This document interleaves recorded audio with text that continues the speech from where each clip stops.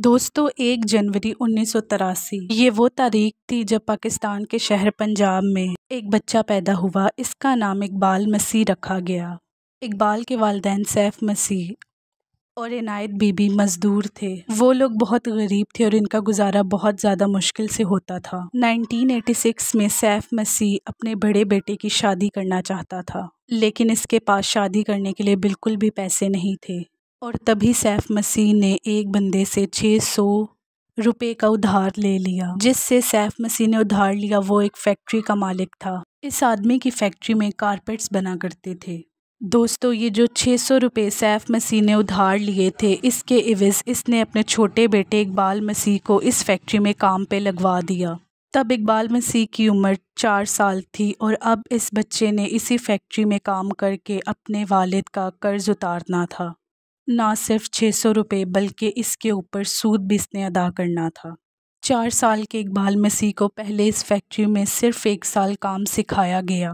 1 سال کے بعد اسے ہر دن کا صرف اور صرف 1 روپیہ ملنا تھا۔ دوستو ایک 4-5 سال کا بچہ کیا ہی کام کر سکتا تھا، لیکن اقبال اب اس فیکٹری میں ایک غلام کی طرح زندگی گزارنا شروع ہو گیا تھا۔ اقبال مسیح کو ایک کمرے میں چین کے ساتھ باندھ کے رکھا جاتا تھا تاکہ یہ کہیں بھاگ نہ سکے۔ اقبال سے پورے دن میں 14 گھنٹے کام لیا جاتا تھا۔ اسے کھانا بھی بہت کم دیا جاتا تھا اور کام میں غلطی ہونے کے باعث اسے بہت بری طرح سے مارا پیٹا جاتا تھا۔ اقبال کی زندگی اب ایک عذاب بن چکی تھی۔ جس عمر میں اقبال کو اسکول جانا چاہیے تھا، اس عمر میں یہ سب کچھ ظلم سہ رہا تھا۔ دوستو اقبال کو کھانا بہت کم دیا جاتا تھا، اس لیے یہ سٹنٹڈ گروتھ کا شکار ہو گیا، یعنی کہ اس کا قد اتنا ہی رہ گیا۔ اس دور میں بچوں سے بھٹوں پر اور قالین کی فیکٹریوں میں زبردستی کام کروایا جاتا تھا۔ اکثر بچوں کے والدین غربت کی وجہ سے قرضہ لے لیا کرتے تھے اور مجبوراً ان کے بچوں کو وہ قرض ادا کرنا پڑتا تھا زندگی بھر یہاں کام کر کے، جس کا سود اتنا زیادہ ہوتا تھا کہ یہ زندگی بھر یہیں کام کرتے رہتے تھے۔ اقبال کی بھی یہی کہانی تھی۔ بہرحال دوستو یہاں پہ اقبال 6 سال تک کام کرتا رہا۔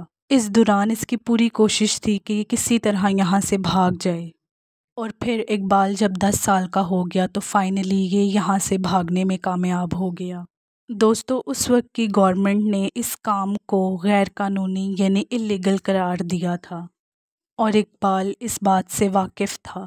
یہ اس فیکٹری سے بھاگ کر سیدھا سب سے پہلے پولیس اسٹیشن پہنچا اور اس نے اس فیکٹری کے مالک جس کا نام اشد تھا، اس کی شکایت پولیس سے کر دی، لیکن پولیس اقبال کو پکڑ کر واپس اس فیکٹری میں لے گئی۔ اقبال کا کیا حال انہوں نے کیا ہوگا یہ تو آپ اندازہ ہی لگا سکتے ہیں۔ کچھ دنوں کے بعد اقبال ایک مرتبہ پھر وہاں سے بھاگنے میں کامیاب ہو گیا۔ دوستو اس وقت ایک ادارہ ہوا کرتا تھا بانڈڈ لیبر لبریشن فرنٹ سے۔